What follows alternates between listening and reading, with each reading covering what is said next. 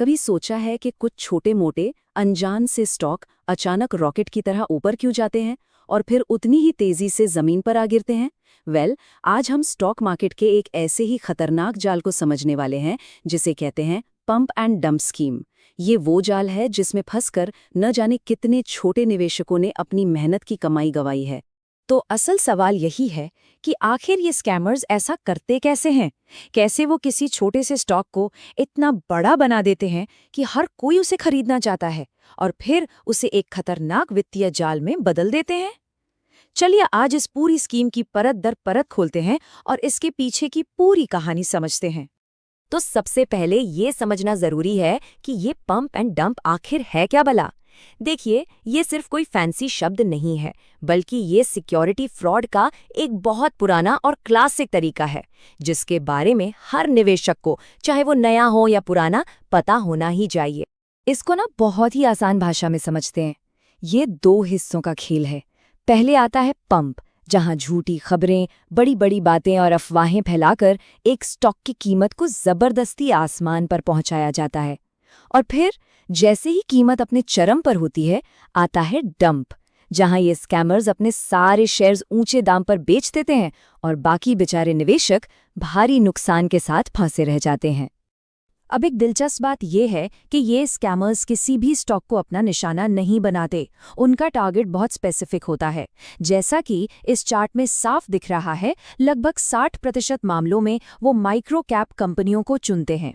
इसके बाद नंबर आता है पेनी स्टॉक्स का, करीब 30%, और आखिर में कम लिक्विडिटी वाले स्टॉक्स। सवाल उठता है, आखिर यही क्यों? क्योंकि इन स्टॉक्स में हेरफेर करना मतलब इनकी कीमतों को ऊपर नीचे करना बच्चों का खेल होता है।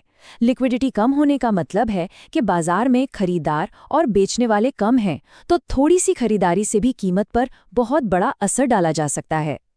तो अब जब ये पता चल गया है कि निशाना किस तरह के स्टॉक्स होते हैं, तो चलिए अब इस धोखे की पूरी बनावट को समझते हैं।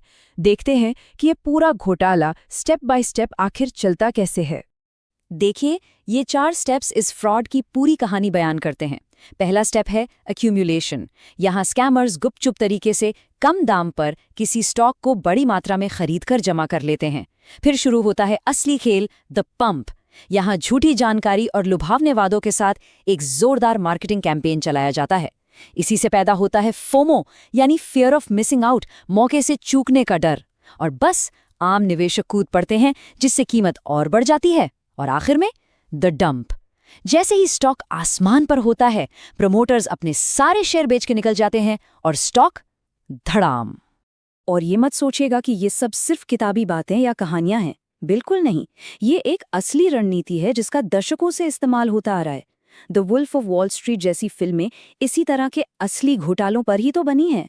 इस तुलना से एक बात बिल्कुल साफ हो जाती है, स्कैमर्स हमेशा ऐसी जगह हमला करते हैं जहां जानकारी की कमी हो और हेरफेर करना आसान और सस्ता हो। ब्लू चिप स्टॉक्स, यानी बड़ी और जानी मानी कंपनियों के शेयर जिनकी हर जानकारी पब्लिक में होती है और जिनमें भारी लिक्विडिटी होती है, उनकी कीमत को हिलाना लगभग नामुमकिन होता है। लेकिन इन छोटे टारगेट स्टॉक्स के साथ ऐसा नहीं है। ठीक है, तो घोटाला कैसे काम करता है ये तो हम समझ गए, लेकिन उससे भी जरूरी सवाल ये है कि इसे असल जिंदगी में पहचानेंगे कैसे। चलिए अब उन रेड फ्लैग्स यानी खतरे की उन घंटियों पर ध्यान देते हैं जो इस जाल में फंसने से बचा सकती हैं। ये कुछ क्लासिक संकेत हैं, इन्हें हमेशा याद रखना चाहिए। जैसे कोई गारंटीड या बहुत ज्यादा रिटर्न का वादा करे, या फिर अंदरूनी खबर होने का दावा करे। और सबसे बड़ी पहचान, तुरंत खरीदने का दबाव बनाना कि मौका हाथ से निकल जाएगा। आजकल ये सब सोशल मीडिया, टेलीग्राम या व्हाट्सएप ग्रुप्स पर बहुत होता है। अगर ऐसी कोई टिप मिले तो समझ लीजिए कि ये एक बहुत बड़ा रेड फ्लैग है। तो अब जब खतरे की निशानियों का पता चल गया है, तो सवाल ये है कि इनसे बचा कैसे जाए। शिकार बनने से बचने के लिए वो कौन से ठोस कदम हैं जो उठाए जा सकते हैं। चलिए अब अपनी सुरक्षा की दीवार बनाने की बात करते हैं। इन सब का निचोड़ बस एक ही है, किसी भी टिप पर आंख बंद करके भरोसा करने से पहले खुद अपनी रिसर्च करें, परिश्रम करें, जानकारी को भरोसेमंद स्रोतों से वेरीफाई करें और हर अनचाही सलाह को शक की नज़र से देखें। याद रखें, अच्छा निवेश एक पेड़ लगाने जैसा है, उसमें समय लगता है।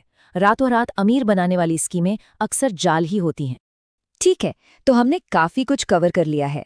चलिए अब इस पूरी चर्चा को कुछ सबसे जरूरी बातों में समेटते हैं जिन्हें हमेशा याद रखना चाहिए। अगर इस पूरी बातचीत से सिर्फ एक बात याद रखनी हो तो वो ये सुनहरा नियम है। अगर कोई चीज सुनने में इतनी अच्छी लगे कि उस पर यकीन करना मुश्किल हो तो बहुत मुमकिन है कि वो सच नहीं है।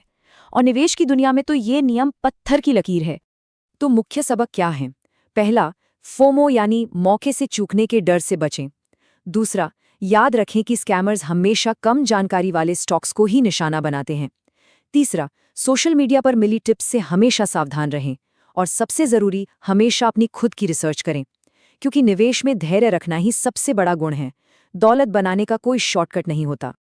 और हाँ, आखिर में एक बहुत जरूरी बात, ये सारी जानकारी सिर्फ शैक्षिक मकसद के लिए है। इसे किसी भी तरह की वित्तीय सलाह न समझा जाए। कोई भी निवेश करने से पहले हमेशा किसी भरोसेमंद वित्तीय सलाहकार से सलाह जरूर लें। अपना ध्यान रखिए और सुरक्षित निवेश कीजिए।